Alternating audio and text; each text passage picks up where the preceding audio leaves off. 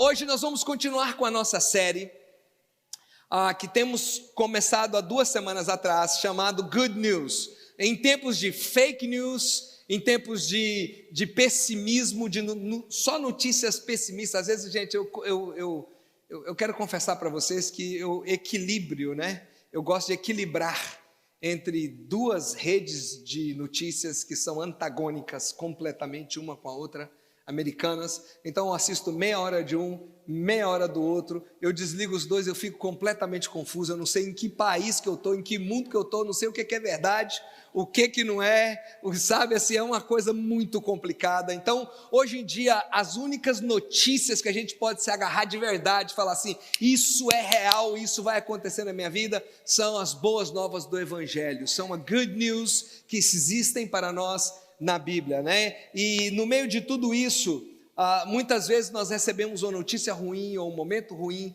e nós travamos toda a nossa vida por conta disso. E quero te dizer que o Evangelho, quando ele nos alcança, ele traz boas obras e boas mudanças e boas novidades. O Evangelho é justamente isso, é boas novas. Deixa eu te dizer uma coisa, quando nós temos uma experiência com Cristo, conhecemos o Evangelho, nossa vida muda para melhor sempre, sempre. É impossível ser cristão e ser um pessimista, porque você vê que até as coisas ruins que está acontecendo na sua vida hoje, Deus está trabalhando nisso e está fortalecendo você, ou Ele vai mudar a situação para o seu bem, ou vai mudar você para que você seja melhor, mas Deus vai fazer você sair dessa crise com algum lucro. Deus é especialista em tirar lucro de situações de prejuízo. Então nós precisamos segurar nessas boas novas. Na primeira semana nós vimos que tem boas novas para vencer as tentações. Precisamos entender isso, né? E nós estudamos isso, há boas novas para vencer as tentações. Semana passada nós estudamos que existe boas novas para vencer as injustiças da vida. Essas 2 mensagens estão disponíveis no nosso canal, no YouTube e no Facebook. Você encontra a gente muito fácil no YouTube, é só escrever Home Church NJ que você vai achar a gente, a mesma coisa no Facebook. Hoje nós vamos conversar sobre as boas novas, a terceira palavra dessa série, as boas novas para solucionar as dúvidas da vida. As dúvidas da vida, as dúvidas vêm nos piores momentos que enfrentamos. As dúvidas são por que eu, por que minha família, por que estou vivendo isso, e pode acontecer em qualquer momento, em qualquer hora. Essa série está baseada no livro de Lucas. A semana passada nós estudamos Lucas 6, hoje vamos estar o tempo todo em Lucas 7, é o nosso tema base, de 1 a 16, a gente vai estar estudando isso aí, e basicamente, eu não vou ler tudo aqui agora, a gente vai ler alguns versículos, mas basicamente nos conta a história de um centurião, né, que tinha um servo que estava doente, estava para morrer, e esse centurião, ouvindo falar de Jesus, chamou alguns dos seus, na verdade chamou uns líderes religiosos e disse, vai pedir para esse Jesus curar o meu servo. E você vai ver que Jesus veio, e quando Jesus estava chegando perto, ele mandou outro mensageiro dizendo, ei, fala para Jesus parar onde está, porque ele não precisa entrar debaixo do meu teto, eu não sou digno, eu sei o que é autoridade, apenas fale para ele, dá uma palavra, que com a palavra dele, ele tem autoridade, o meu servo vai ser curado. E então, logo após esse momento, Jesus sai dali desse momento e ele encontra com um velório acontecendo. Era um velório, ele salvou o servo de um e encontra com o enterro de um filho de uma viúva. Tudo que a viúva tinha era esse filho que cuidava dela, e Jesus então, ele muda a história desse enterro, ele para o enterro, ele ressuscita o filho e manda todo mundo de volta para casa. Então essa é a nossa base bíblica do que vamos estar ministrando hoje, é o contexto de todo o texto que estaremos analisando. Tiago 1,6 diz que, peça porém com fé sem duvidar, pois aquele que duvida é semelhante à onda do mar, levada e agitada pelo vento. Muitos de nós não experimentamos respostas tremendas na nossa vida, porque nós não temos fé para pedir.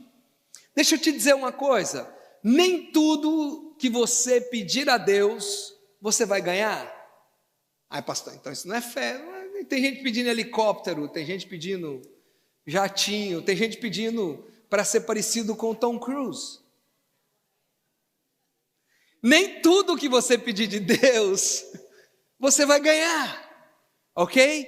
Porém, o que você ganhar de Deus, você vai receber pela fé. Tem salvação, tem restauração, tem tudo aquilo que veio de graça na cruz, mas ainda isso você recebe pela fé. Você crê em Jesus, você confessa com a sua boca, para que aquilo que foi graça, que você não pode ter obra nenhuma para ganhar, mas para você receber, você precisa de crer naquilo. E esse é o princípio para tudo que Deus faz na sua vida. Você precisa crer que Deus vai responder, que Deus vai... Olha, muitos de nós estamos cheios de dúvidas, e hoje a gente crê numa coisa, amanhã a gente crê em outra, hoje a gente ora para Deus fazer dessa maneira, amanhã daquela outra maneira, e as coisas só vão piorando na nossa vida, e nunca temos uma experiência de fé verdadeira. Dúvida é parte da vida humana. Não caia na conversa fiada de alguns super crentes que gostam de dizer que se você é cristão, você nunca vai duvidar. Nós vemos pessoas trabalhando com Cristo, caminhando com Cristo anos, e mesmo assim duvidando. Você lembra disso? E Pedro sobre as águas? O cara saiu do barco. Posso ir andar, se é o Senhor mesmo, posso ir andando sobre as águas, ser contigo? Jesus só vem. E ele pisou na água. Alguém aqui já andou sobre a água? Então, antes de criticar Pedro, pense bem nisso, viu? Porque criticar a dúvida dele é fácil, mas o cara foi corajoso, pisou na água, começou a andar sobre as águas. De uma hora para outra ele olhou para a esquerda, para a direita, viu vento, viu ondas. A Bíblia diz que ele temeu. E ao temer, ele começou então a afundar. O que Jesus falou para ele? Morre, miserável, você tem dúvida? Foi isso? Não! Jesus foi na direção dele, pegou, levantou. Por que duvidaste? Tipo assim, vamos embora. E os dois voltaram caminhando para o barco. Me lembro também de Tomé, que andando com Jesus todos esses anos, Jesus ressurreto apareceu entre os discípulos e Tomé não estava lá. Quando chegaram para Tomé, falou assim, ele apareceu. Tomé falou assim, duvideodó. Tomé, eu estou te falando, eu só acredito se eu pôr esse dedão aqui, ó, na ferida que eu vi na mão dele lá, na chaga que eu vi sendo feita nele.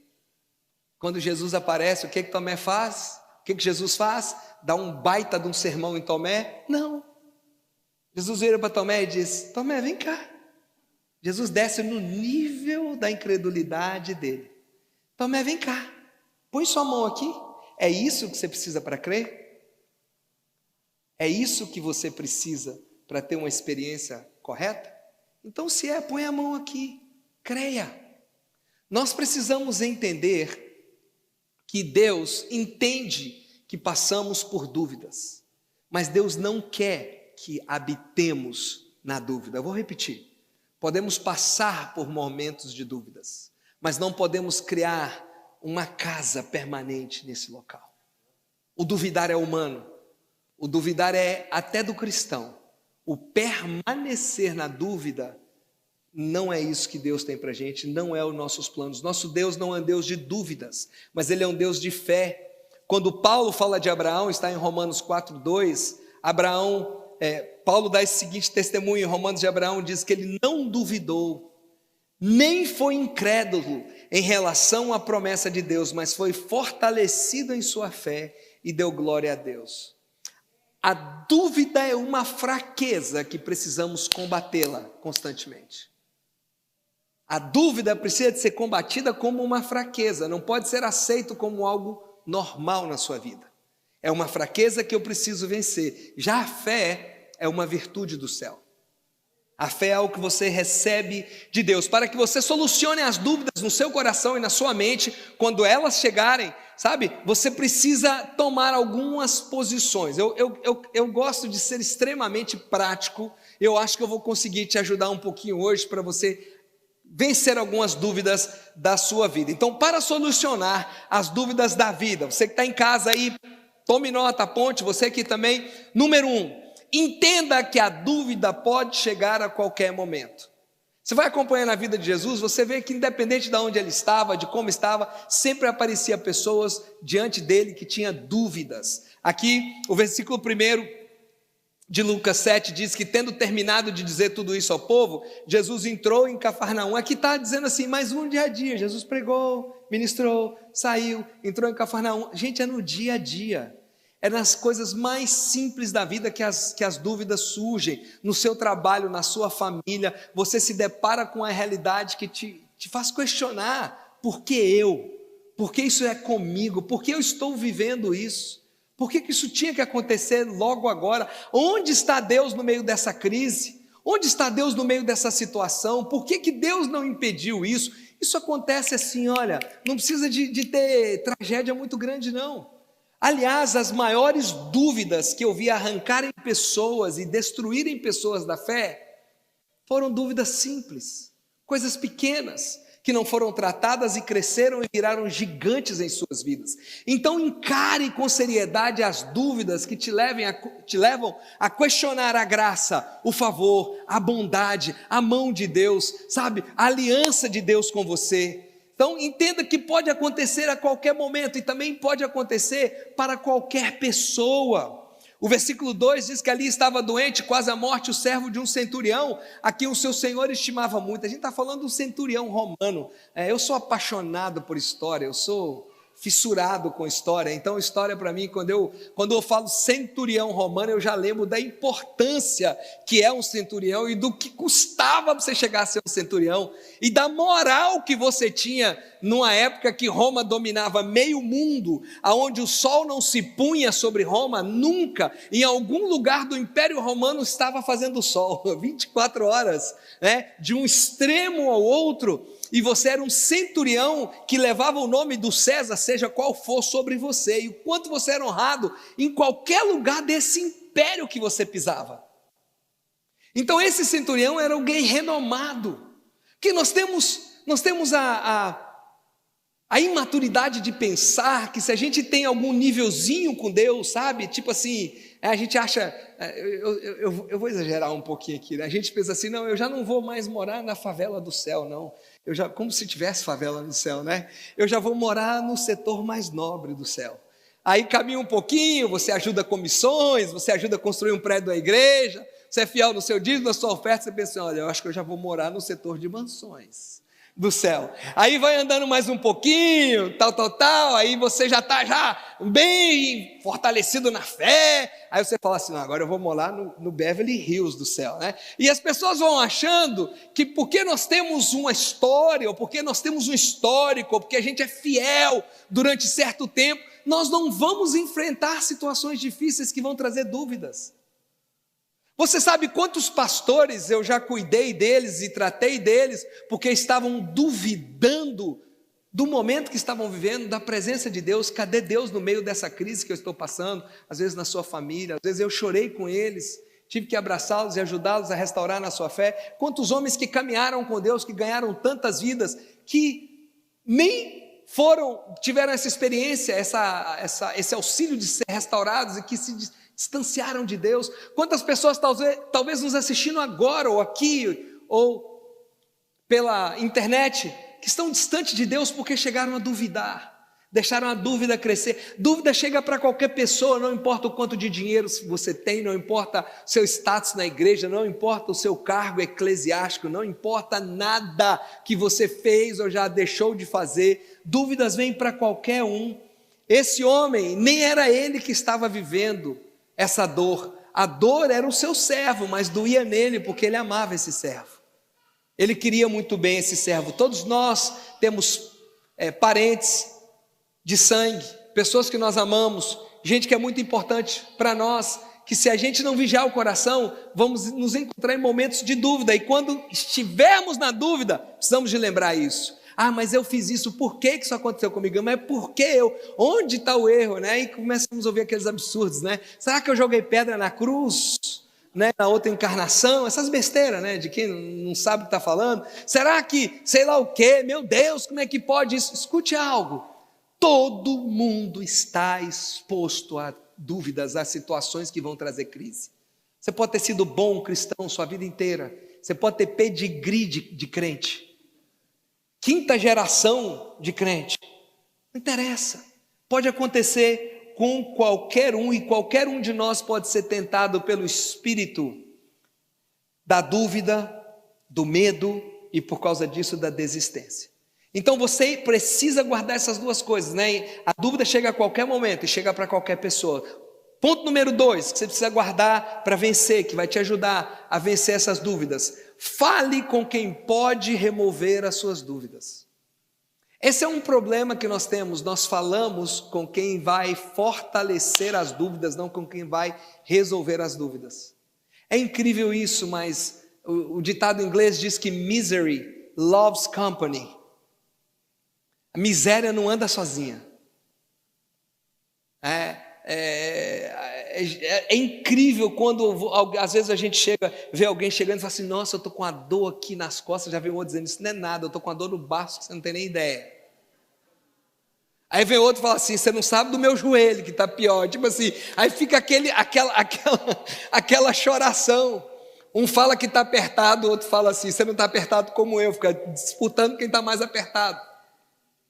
E quando nós temos dúvidas, a nossa tendência natural, humana, carnal, é falar com quem vai fortalecer a nossa dúvida, com quem vai entender a nossa dúvida. Se eu estou, não é assim, se eu estou indignado com alguém, eu vou falar com uma pessoa e me diz assim a pessoa, mas calma aí, você tem que ver o lado bom da pessoa. Eu não quero ver o lado bom da pessoa, eu estou indignado com essa pessoa. Não, calma aí. Aí você deixa aquela pessoa e vai falar com o outro. Aí quando você fala, o outro fala assim, eu sempre soube que essa pessoa não valia nada. Você fala, agora arrumei um amigo. E aí ali você se fortalece, e ali você vai embora. É assim que a gente faz o ser humano, isso é carnal. Nós precisamos romper esse ciclo. Quando nós estamos com dúvida, nós vamos perguntar quem pode resolver a nossa dúvida.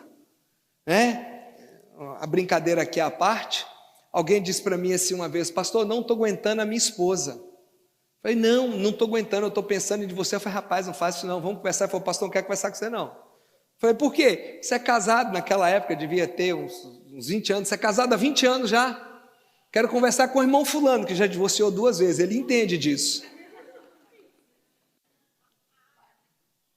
Se você quer continuar casado, você vai perguntar quem está casado há 30 anos, que vai te dizer que vale a pena a peia dos anos da convivência para desfrutar das coisas mais tarde. Se você quer continuar trabalhando, você não vai perguntar a alguém que é preguiçoso, você vai perguntar a alguém que trabalha, que avança. Nós temos que aprender a buscar o contrário do que o nosso coração está nos empurrando. E esse homem, diz o versículo 3, que ele ouviu falar de Jesus e enviou-lhes alguns dos seus líderes religiosos dos judeus, pedindo-lhes que fosse curar o seu servo. Esse homem ouviu falar de Jesus e falou assim, se ele está por aí curando todo mundo, vai pedir para ele que venha curar o meu servo, sabe? Cuidado para que na hora da dúvida você não se dirija ao lugar errado e à pessoa errada. Na hora da dúvida, um conselho errado, a pessoa errada, ela cimenta esse alicerce aí da dúvida e estraga 1 década da sua vida. Faz você errar o alvo por muito. A dúvida, ela não retira, ela cresce e ela dá lugar ao medo. Quando você não retira a dúvida, ela cresce. Quando a dúvida cresce, você tem medo. Quando o medo cresce, vira um pânico. O que adianta no momento da dúvida não é falar com muitas pessoas, mas falar com pessoas certas. Buscar pessoas que você sabe que às vezes vão falar o que você não quer ouvir. Aliás, eu já ouvi muito isso. Olha, eu demorei para vir falar com você, porque eu já sei o que você vai falar e eu não quero ouvir o que você vai falar. Mas eu entendo que é isso que eu preciso. Então, finalmente, eu cedi para vir aqui ouvir. Se a gente vê o versículo 4 e o versículo 5 de Lucas, e você pode ler lá com calma depois,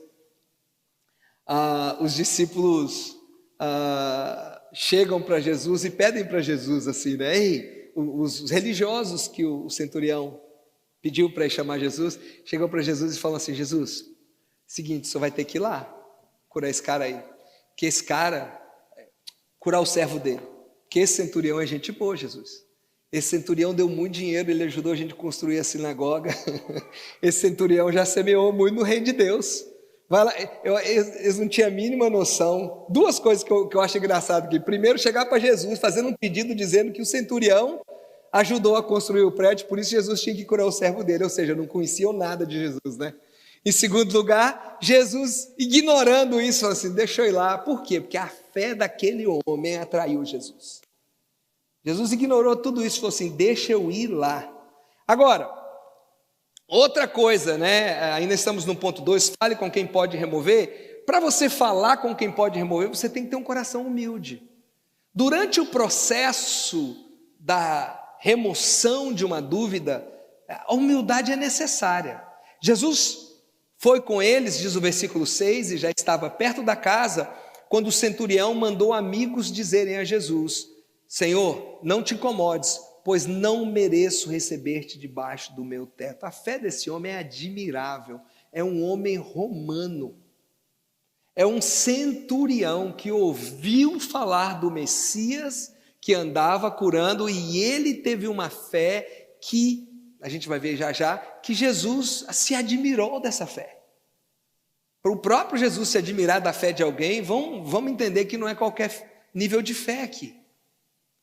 E ele diz apenas o seguinte, ele diz, olha, não precisa vir, não tem necessidade, não te incomodes, eu não mereço. Ele mantém uma postura de humildade. Né? Veja a fé desse homem que é admirável, era um romano. Se você estudar um pouco de história, você vai ver que o romano tinha, além das centenas de deuses, né? Entre centenas, pelo menos uns 10 principais que eles tinham dentro da crença romana, tinha todos os outros deuses que foram incorporados das outras estados e religiões e coisas que eles subjugaram, que eles dominaram, tudo isso fazia parte dos deuses do Império Romano. Mas ele crê em Jesus de uma forma tão admirável. Quem diz que tem que ter muitos anos de crente para ter uma grande fé? Quem diz que tem que ser pastor para ter uma grande fé? Quem diz que tem que ser, sabe, um super-homem de Deus e ter feito muita coisa para ter fé? Você que está me ouvindo aqui hoje, não interessa onde você está, no nível que você está, se você coloca a sua fé em Cristo, dele você retira aquilo que você precisa, porque tudo que você precisa está nele, e é pela fé que você retira. Não precisa ser um bambambam na fé. Esse homem manteve a sua humildade. Eu sei que eu sou romano, eu sei que eu sou um centurião. Ele sabia quantas centenas, dezenas de milhares, sei lá, que ele já não tinha arrancado o pescoço fora, matando na guerra, que era assim que os romanos conquistavam. E ele diz, eu não sou digno. Ele manteve a postura dele. Não é porque eu tenho um cargo que eu sou digno, não é porque me reconheceram que eu sou o cara, não é porque eu estou na igreja desde a época que Matusalém era diácono que eu preciso ser reconhecido, sabe? Não interessa os meus anos, a minha posição, o cargo, não interessa. Eu preciso me manter humilde, porque a fé exige isso. Porque se nós vamos de Deus receber pela fé, não é por merecimento, é porque eu creio nele. Então eu não posso me achar o cara se eu quero receber algo de Deus. Aliás, o orgulho, é muito interessante isso, porque o orgulho, o espírito da religiosidade, ele dá a mão com o orgulho, ele entra no coração do cristão, e o cristão está dentro da igreja, se acha o cara religioso, o santo, e ele tem orgulho da santidade dele, que ele não é tão ruim como os outros irmãos. E a Bíblia diz em Provérbios 16, 18, que o orgulho vem antes da destruição, e o espírito altivo antes da queda. Toda vez que o orgulho reinar no nosso coração, além de não receber nada de Deus, você vai cair. Então vamos vigiar o nosso coração, amém? Entenda que a fé funciona para todos. Ele disse, eu não mereço receber-te debaixo do meu teto. Ele tinha consciência dos seus erros, dos seus pecados, sabia que era judeu, sabia que como oficial romano, ele matou, castigou, fez tanta coisa em nome do Império Romano, porém, apesar de se achar indigno, ele descobriu algo. Mesmo sendo indigno, a fé no Cristo pode trabalhar a meu favor. E tem crente na igreja que não aprendeu essa lição ainda. Sabe? A fé move o mundo sobrenatural. A fé muda status das coisas. Sabe, você se jogar diante de Deus e falar: Deus, eu creio. E como esse homem se humilhar, esperar Deus fazer. E ele chega dizendo assim: olha, eu não mereço, mas a diferença dele entre outros é que tem gente que não recebe porque pensa que está acima da média. Acha que é muito, acha que é, mas ele falou: eu não mereço, mas eu creio. Terceira coisa que você precisa fazer para que você vença as dúvidas: crê no poder da palavra liberada. Creia no poder da palavra liberada. O versículo 7, ele disse: por isso nem me considerei digno de ir ao teu encontro, mas dize uma palavra e o meu servo será curado. Dize apenas uma palavra e o meu servo será curado. Então não precisa vir debaixo do meu teto, não. A tradução Almeida diz assim: não me julguei digno, basta só uma palavra. Sabe o que você precisa para vencer a dúvida hoje? É uma palavra só. É você crer em uma palavra de Jesus na sua vida. Só uma palavra. Ouse crer nas palavras dele. Vença a dúvida entendendo isso. Se eu crer na palavra dele, eu vou poder vencer isso. Eu vou passar do outro lado. Uma palavra pode mudar a sua vida, trazer cura, restauração, transformação. Uma palavra. Uma palavra.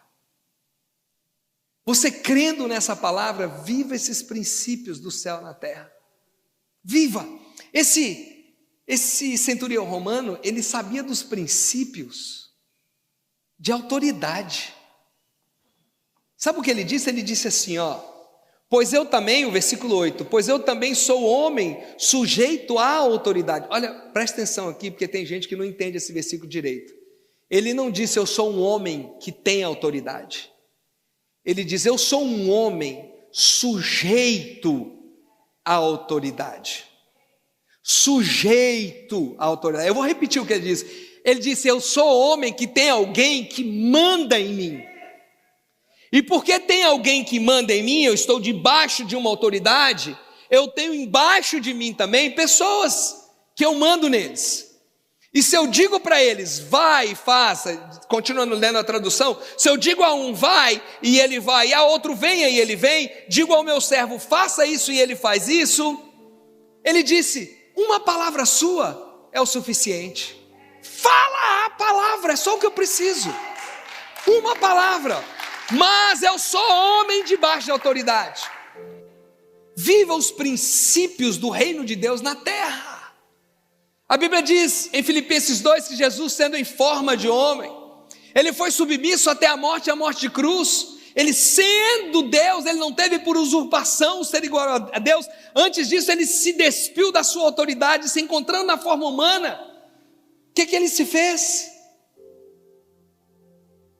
Ele se fez humano como eu e você. Ele sofreu as mesmas dores, ele deu a sua vida.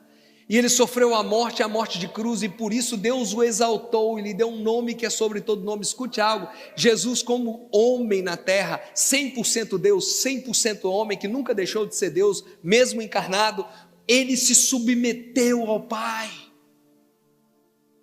Ele teve a cadeia de comando em cima dele, tanto que ele obedeceu, que chegou um momento que ele falou: Deus, negócio da cruz aí, eu estou aqui pensando, esse negócio é complicado.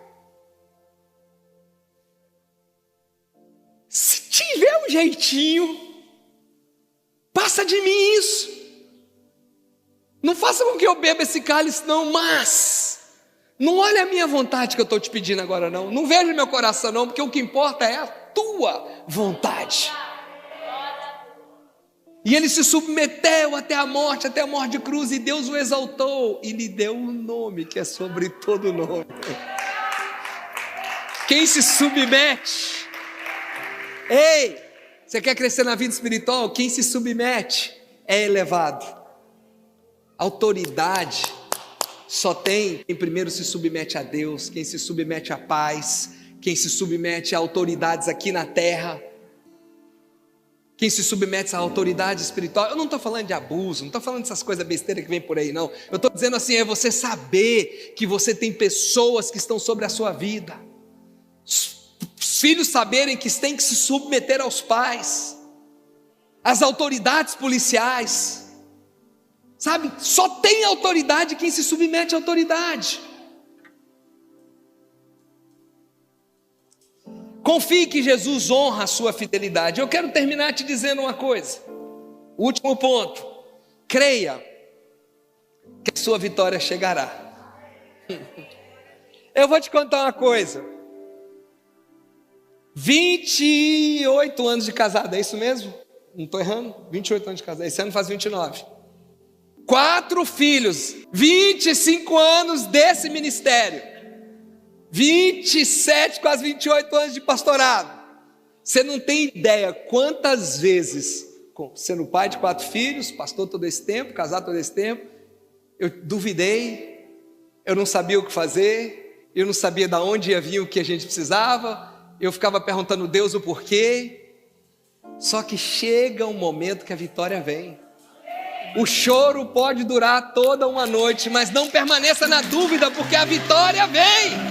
A vitória vem, ela sempre vem.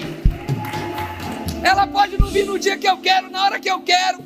Eu posso até falar, já não vai dar mais certo, mas quando eu me assusto, como diz Deuteronômio 28, as bênçãos virão e te alcançarão. A vitória sempre vem em Cristo Jesus. Lucas 10 nos conta que então os homens que haviam sido enviados, quando Jesus ouviu aquela palavra, falou assim: nunca vi uma fé dessa, nem Israel. Vão embora, não vou lá então não, que seja curado o servo. E Jesus foi embora. E aqui diz: então os homens que haviam sido enviados voltaram para casa. Quando chegaram lá, encontraram o servo restabelecido, curado. Sua vitória é gerada por fé, por convicção, por oração e nunca na dúvida. Dá um jeito de enfrentar suas dúvidas hoje e tirar da sua cabeça. Creia. Está demorando? Mas a vitória vai chegar. Deus vai se mostrar na sua vida. Deus, Ele vai trabalhar e mostrar a bondade dEle na sua vida. Eu quero usar o contexto que vem logo em seguida, eu não vou pregar sobre ele, que é uma viúva que já tinha perdido todas as esperanças, porque isso aqui mexe comigo. Isso aqui mexe comigo. É um pai, uma mãe enterrar um filho. É uma das piores experiências do mundo. Eu nunca tive, não tem nem como medir isso. Que o Senhor me livre disso, que o Senhor nos livre disso. E os irmãos que estão me ouvindo, que já experimentaram, sabem o quão doloroso é isso. Só vocês sabem. Que triste. É o curso que não é natural. Natural é os pais enterrarem, os filhos enterrarem os pais que já viveram uma vida inteira. Não é isso. E essa mãe viúva, o único amparo que ela tinha, o contexto aqui vai continuar no capítulo 7, tem um velório acontecendo. Eu fico imaginando a cena de todo o velório. Aqui nesse velório não devia ter muita gente chorando, além da mãe, talvez da tia e dos familiares, porque o contexto naquela época era: quanto mais rico você tinha, mais você contratava pessoas para chorar no velório. Era uma profissão, chorador de velório. É sério. E aí, essa mulher é uma viúva, pobre, que não tinha muita coisa, o seu único filho morreu. E ali naquele momento, o sentimento era: uau, acabou minha vida, deu tudo errado, não tem mais jeito. Mas o que acontece? Jesus intervém. Jesus intervém. Todos ficaram cheios, versículo 16, de temor e louvaram a Deus. Um grande profeta se levantou entre nós, diziam eles. Deus interveio em favor do seu povo. Preste atenção no que eu quero te dizer agora. Deus não está apático à sua história. Deus não está apático. Deus não é refém das coisas que aconteceram com você. E Ele é um Deus que governa o universo, e Ele é um Deus que intervém na hora que Ele quer. Ele não é refém da história, Ele é o Deus que muda a história. Ele faz o que Ele quer. Como Jesus interrompeu aquele velório e disse: não. Vocês pensam que acabou? Não acabou. Levantou o menino.